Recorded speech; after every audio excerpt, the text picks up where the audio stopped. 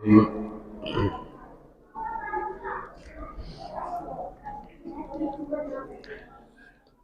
کے سوال میں ایک حصہ باقی رہ گیا تھا۔ رکعت تراویح کے حوالے سے ایک بھائی نے پوچھا تھا، تو میں نے نبی کریم صلی اللہ علیہ وسلم کا عمل مبارک ذکر کیا کہ آپ صلی اللہ علیہ وسلم رمضان المبارک اور رمضان المبارک کے علاوہ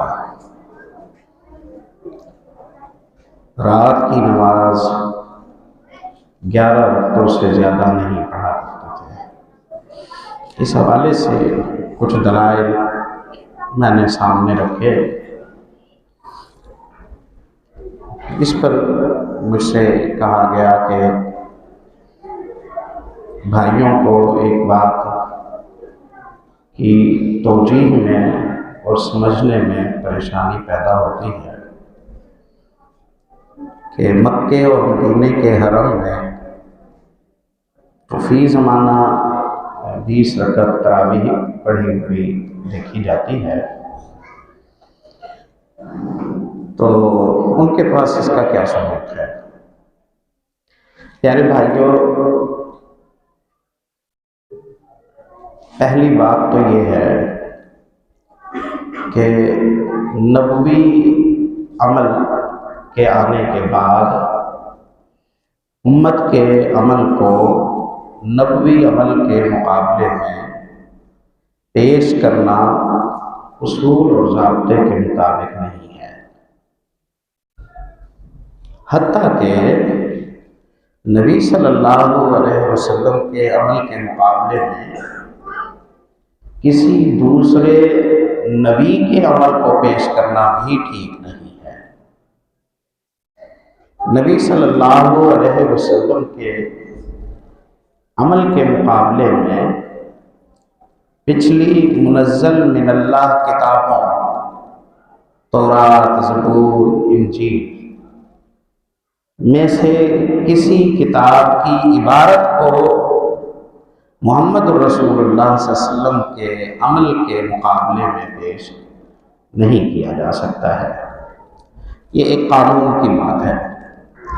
تو اصولاً آج مکے اور مدینے میں ایک عمل ہے، اور اس سے پہلے اسی مسجد نبوی میں نبی کریم صلی اللہ علیہ وسلم کا ایک عمل تھا،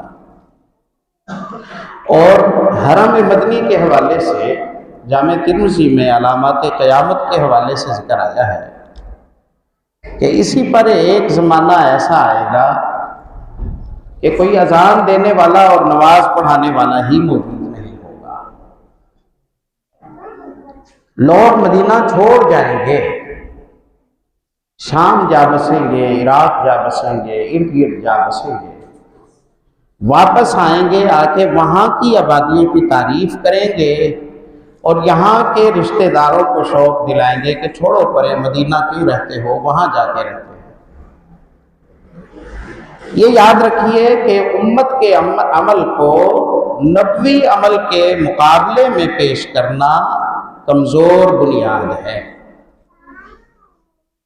امت نبی کی پابند ہوتی ہے، نبی امت کا پابند نہیں ہوتا۔ امت کا کوئی عمل نبی کریم صلی اللہ علیہ وسلم کے عمل سے ٹکرائے تو اصلاح امت کی جاتی ہے، تبدیلی عمل نبوی میں نہیں کی جاتی ہے۔ یہ اہل اسلام کے نزدیک ایک طے شدہ معاملہ ہے۔ تو کسی بھی زمانے میں کسی بڑے چھوٹے امتی نے کوئی ایسا عمل انجام دیا کہ جو عمل نبی کریم صلی اللہ علیہ وسلم کی تعلیم کے موافق نہیں تھا،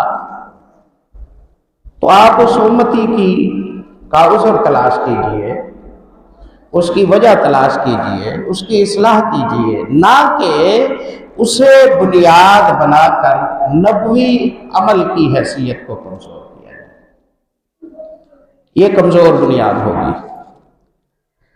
دوسری صورت یہ ہے کہ ان لوگوں سے تو بہرحال یہ کہا جا سکتا ہے جن لوگوں نے ثبوت میں اہل مکہ اور اہل مدینہ کا عمل پیش کیا ہو،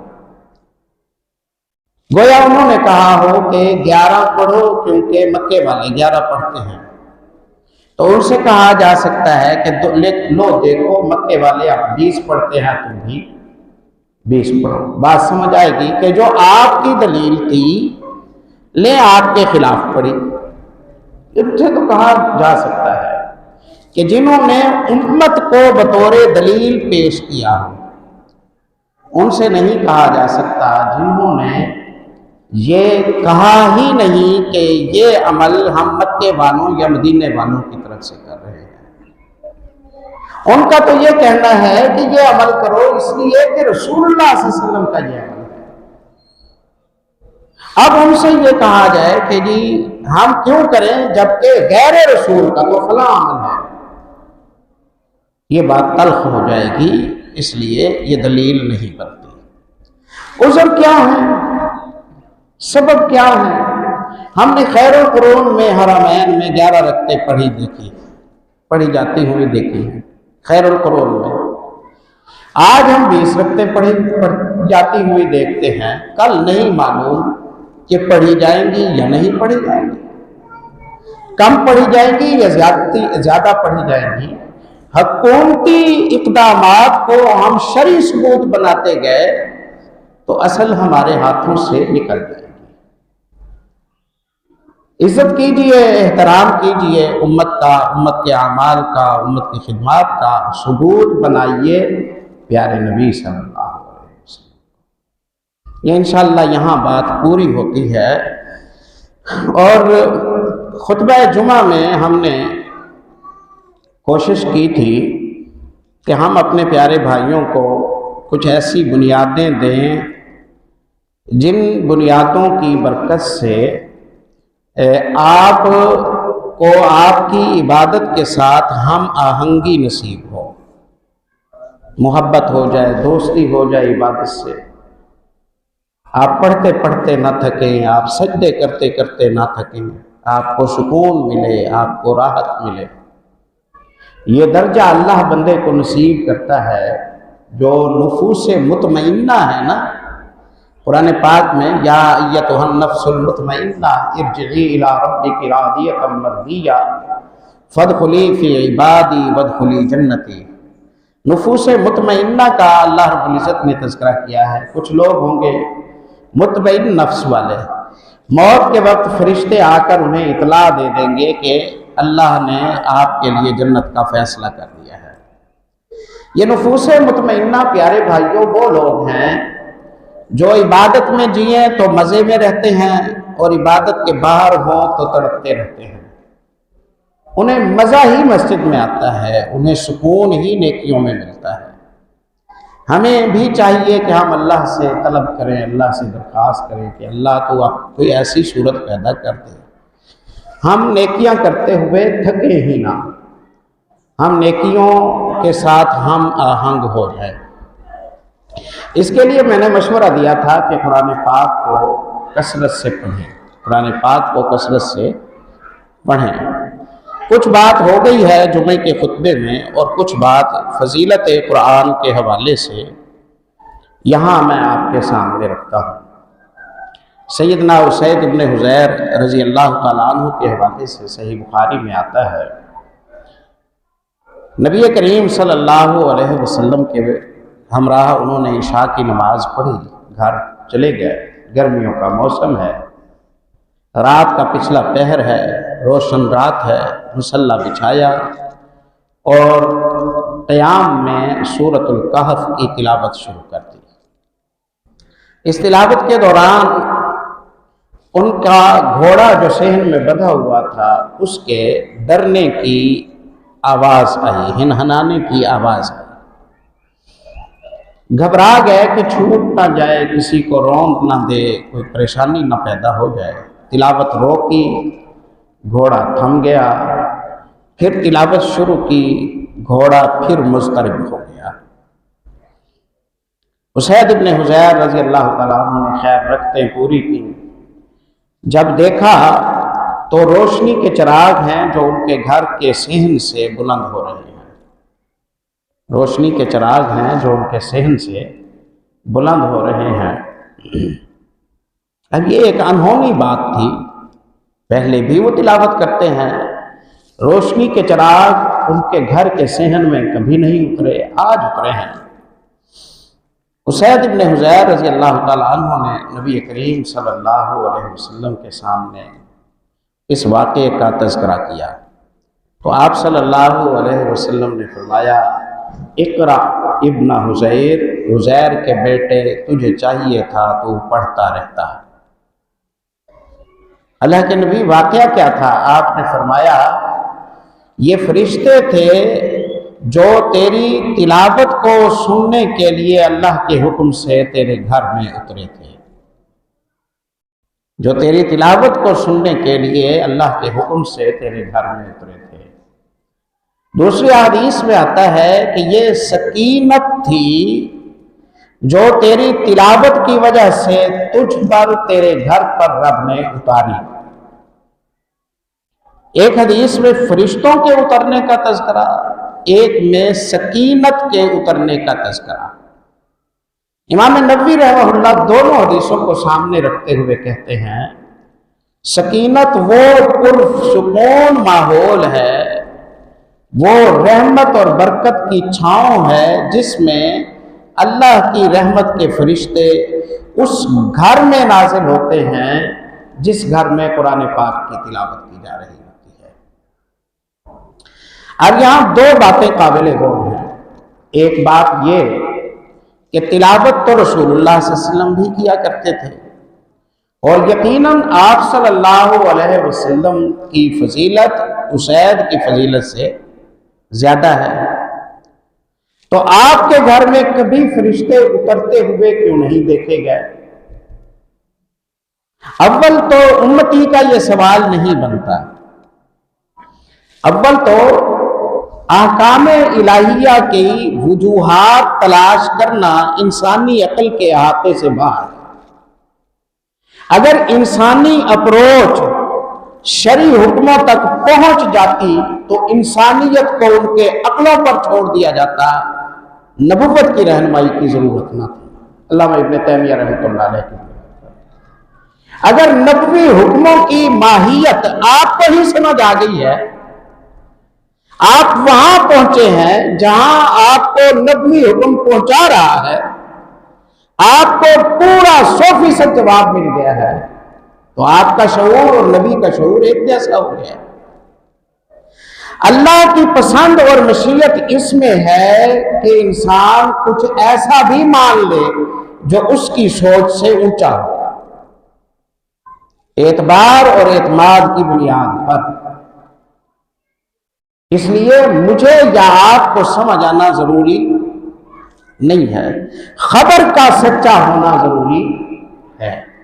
دوسری بات، اگر نبی کے گھر میں اس طرح اترتے ہوئے فرشتے دیکھے جاتے تو میں آپ یہ سوچ سکتے تھے وہ تو خاتم الانبیاء تھے، وہ تلاوت کریں فرشتے اترے بنتا ہے۔ اللہ نے امتی کے گھر فرشتے اتارے تاکہ امت اگر چاہتی ہے کہ ان کے گھروں میں فرشتوں کا آنا جانا لگا رہے تو یہ قرآن پاک کی تلاوت کیا کرے۔ جس نبی کا امتی اتنی فضیلت والا ہے اس نبی کی اپنی فضیلت کا کوئی کیا اندازہ کر سکتا ہے؟ پھر اسید ابن حضیر نے اس کے بعد یہ تلاوت ختم تو نہیں کر دی ہوگی، لیکن پھر اترتے ہوئے فرشتے نہیں دیکھے گئے۔ اولیاء اللہ کی کرامت ہوتی ہے جو اللہ کے حکم سے جب اللہ چاہے تب دکھاتا ہے، اس میں مخلوق کا کوئی دخل نہیں ہوتا۔ ایک دفعہ دکھایا تاکہ آپ کو پیغام مل جائے کہ آپ کا جی چاہتا ہے آپ کے کمرے میں، آپ کے صحن میں، آپ کے گھر میں فرشتے اتریں، رات گزاریں، آپ کے ساتھ گھلے ملے رہے۔ آپ یہ چاہتے ہیں کہ آپ کے گھروں میں فرشتوں کا نزول ہو، برکتوں کا نزول ہو، سکینت کا نزول ہو تو آپ بھی وہی نسخہ استعمال کریں جو نسخہ اسید ابن حضیر نے استعمال کیا تھا۔ گویا یہ حدیث بول کر آپ سے کہہ رہی ہے کہ آپ قرآن پڑھنا شروع کریں، آپ کے گھر سے شیاطین نکل جائیں گے، جیسا کہ جمعے کے خطبے میں ہم نے سورہ بخاری کی حدیث کے حوالے سے ذکر کیا، اور اس کے بدلے آپ کے گھروں میں فرشتے اترنے لگیں گے، خیر اور برکت نازل ہوگی۔ تو ہم سب خیر اور برکت کے متلاشی ہیں، قرآن پاک کی تلاوت کو اپنے گھروں میں برقرار رکھیں۔ رسول اللہ صلی اللہ علیہ وسلم کی حدیث یہ صحیح مسلم میں اور صحیح بخاری میں سیدنا ابو ہریرہ رضی اللہ تعالیٰ عنہ اور سیدنا عقبہ ابن عامر رضی اللہ تعالیٰ عنہما کے حوالے سے آئی ہے۔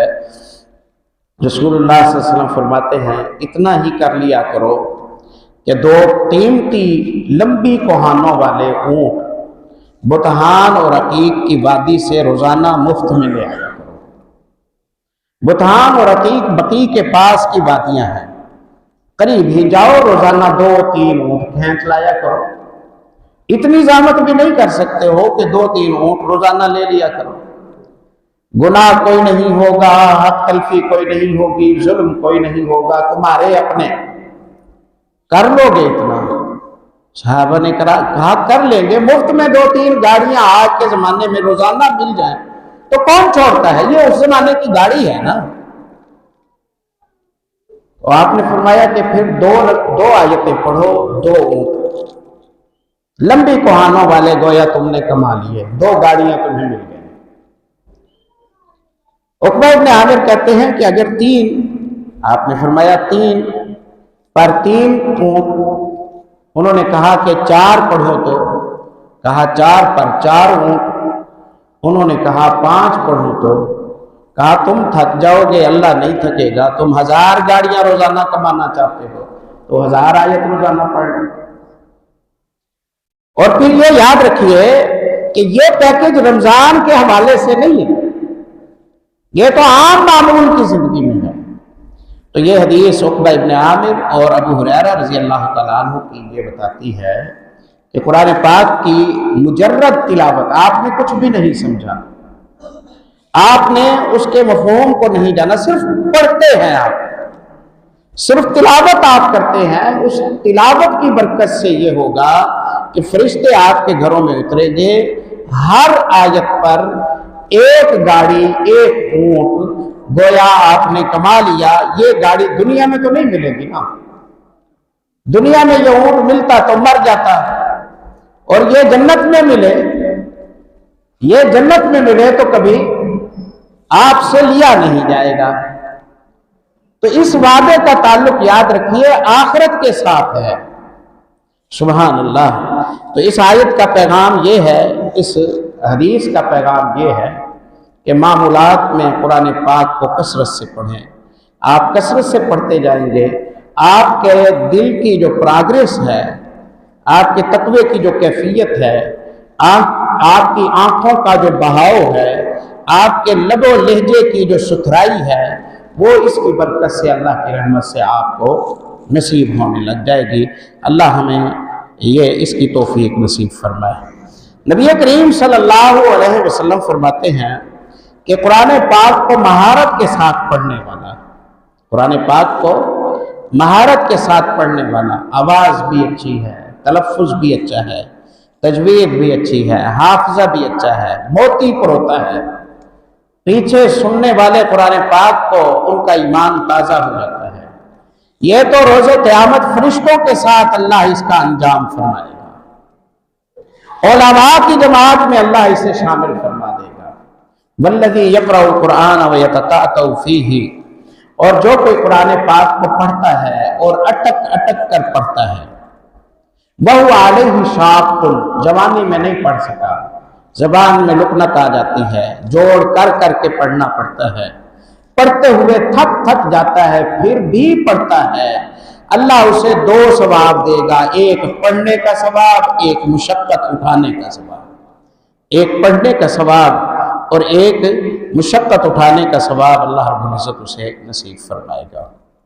خطبہ جمعہ میں ہم نے عرض کیا تھا کہ ہماری نفسیاتی بیماریاں، روحانی بیماریاں، جسمانی بیماریاں، گھریلو جھگڑے، طلاقیں اور مصیبتوں میں بہت بڑا دخل شیاطین کا ہوتا ہے۔ جب آپ قرآن پاک کی تلاوت کرتے ہیں اللہ کی رحمت سے، تو تلاوت کرنے کی وجہ سے آپ اس طرح کے حملوں سے اللہ کی رحمت سے محفوظ ہو جاتے ہیں۔ اب اگلی بات یہ رہتی ہے کہ ہم قرآن پاک کو زیادہ سے زیادہ کیسے پڑھ سکتے ہیں۔ اس حوالے سے میں ایک دو مشورے دے کر اپنی بات مکمل کرتا ہوں انشاءاللہ۔ کبھی بھی اپنی رفتار اور اپنی ترتیب ایسی نہ بنائیے کہ جو رفتار اور ترتیب آپ کو تھکا دے۔ نبی کریم صلی اللہ علیہ وسلم بھی فرمایا کرتے تھے کہ اللہ کے بندوں کی اللہ کی بندگی کے ساتھ نفرت نہ پیدا کراؤ۔ جو امام بہت لمبی نماز پڑھاتے ہیں پھر لوگ آہستہ آہستہ کترانے لگ جاتے ہیں، انہوں نے عبادت کے ساتھ لوگوں کی محبت توڑوا دی۔ اللہ کے بندوں کو ایسی رفتار رکھنی چاہیے کہ محبت عبادت کے ساتھ برقرار رہے، پیاس برقرار رہے، اور وہ درس بینڈ اپ ہو جائے، وہ تلاوت پوری ہو جائے، وہ رکعات کا سلام پھیر جائے، بندے تھکے ہوئے نہ ہوں، طے ہوئے نہ ہوں، جی چاہ رہا ہو، اور معاملے کو وہاں مکمل کر دیا جائے۔ اس کے لیے پیارے بھائیوں ترتیب یہ ہے، مثلا آپ 5 پارے روزانہ تلاوت کرنا چاہتے ہیں۔ اگر آپ 5 پارے روزانہ تلاوت کرنا چاہتے ہیں تو 5 پارے پڑھنے کے لیے آپ کو 2 سے 2.5 گھنٹے چاہیے۔ 2 سے 2.5 گھنٹے آپ کو 24 گھنٹوں میں چاہیے۔ اکٹھے 2.5 گھنٹے بیٹھیں گے آپ تھک جائیں گے، لیکن آپ ان 2.5 گھنٹوں کو 10 حصوں میں بانٹ دیں۔ 10 حصوں میں بانٹ دیں۔ اذان کے بعد نماز سے پہلے 10 منٹ پڑھ لیں، نماز سے فارغ ہوں سنتیں پڑھیں، وہی 10 منٹ تلاوت کر لیں۔ ہر نماز کے ساتھ آپ نے 1 پارے کی تلاوت کر لی۔ ہر نماز کے ساتھ آپ نے 1 پارے کی تلاوت کر لی۔ آپ کی روٹین میں بھی کوئی خاص فرق نہ آیا۔ آپ بستر پر گئے ہیں، آپ 15 منٹ قرآن پاک کی تلاوت کریں، اس کے بعد آپ سو جائیں۔ 15 منٹ قرآن پاک کی تلاوت کریں، آپ سو جائیں۔ آپ انشاءاللہ 1 پارہ تو پڑھ ہی لیں گے اس میں، یا 3 پاؤ تو پڑھ ہی لیں گے تقریباً اس میں۔ سحری کے وقت آپ کے گھر والے کھانا بنا رہے ہیں، سحری تیار کر رہے ہیں، چائے تیار کر رہے ہیں، آپ قرآن پاک کا نسخہ لے کے بیٹھ گئے، آپ اس وقت آسانی سے پڑھ سکتے ہیں۔ 4 5 6 صفحات آپ پڑھ لیں گے۔ افطاری کے وقت بار بار گھڑی دیکھ رہے ہیں، بار بار گھڑی دیکھ رہے ہیں، کتنے منٹ رہتے ہیں، کتنے منٹ رہتے ہیں۔ 15 منٹ موجود ہیں، غنیمت سمجھیں 15 منٹوں میں آپ آدھا پارہ قرآن پاک کی تلاوت کا کر لیں۔ تو بہت سارے ہماری زندگی میں ایسے خاموش گوشے ہیں جو ضائع ہو جاتے ہیں۔ ان اوقات کو فائدہ مند بنائیں، ان اوقات میں قرآن مجید کی تلاوت کو آپ ایڈجسٹ کر لیں۔ آپ دیکھیں گے کہ روزانہ آپ 4 5 پارے، ہر چھٹے دن آپ کا قرآن پاک کی تکمیل ہو جائے گی، اور سرکل میں آپ کی ساری روٹین جو کی تو رہے گی۔ اس نقطہ نظر کو سامنے رکھتے ہوئے مبارکباد کے حقدار ہیں وہ لوگ کہ جنہوں نے بچپن میں، جوانی میں قرآن پاک حفظ کر لیا تھا۔ ان کا مقابلہ کوئی بھی نہیں کر سکتا ہے، ان کا مقابلہ کوئی نہیں کر سکتا ہے۔ وہ جاتے ہیں سحری کا سامان خریدنے کے لیے، واپس آتے ہیں، آدھا گھنٹہ لگ گیا، بائک پر بیٹھے بیٹھے انہوں نے 1 پارے کی تلاوت کر لی۔ وہ یہاں سے لاہور تک جاتے ہیں، بس میں بیٹھتے ہیں، شروع کرتے ہیں قرآن پاک، وہاں اترتے ہیں 6 پارے پڑھ چکے ہیں۔ حافظ قرآن اور قاری قرآن کا تو کوئی مقابلہ نہیں کر سکتا۔ ہم جو لوگ ہیں جنہوں نے حفظ نہیں کیا ہے، ہم اپنی تلاوت کی ایسی ترتیب رکھیں جس میں اعتدال ہو، جس میں سکون ہو، جس میں بٹوارہ مناسب ہو، تاکہ ہم اطمینان سے اس نعمت سے فائدہ اٹھا سکیں۔ اللہ مجھے اور آپ کو عمل کی توفیق نصیب فرمائے۔ اقول قولی ھذا واستغفر اللہ۔